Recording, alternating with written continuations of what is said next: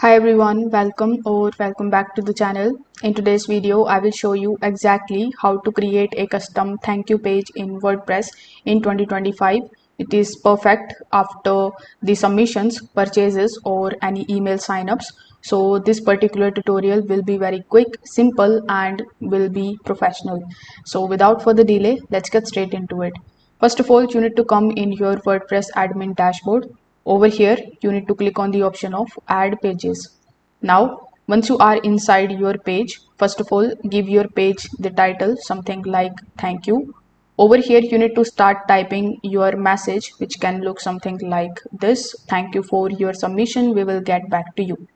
Now you can include a button for users to go back to the home page or the explore page. For that, you need to click on this plus icon right next to it and click on the buttons option. Now you can either type next or you can type click here.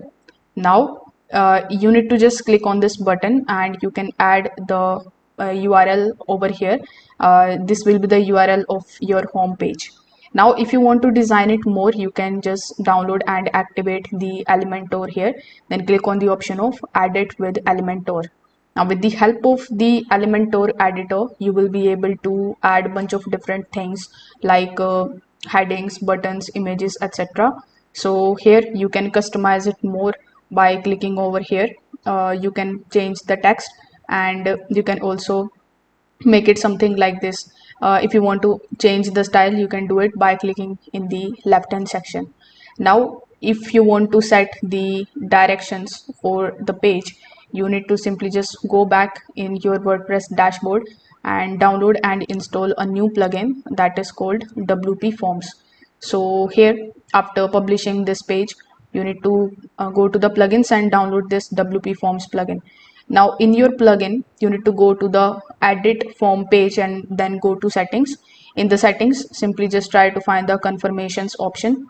There in confirmations, you need to go to the URL option and paste the thank you page link.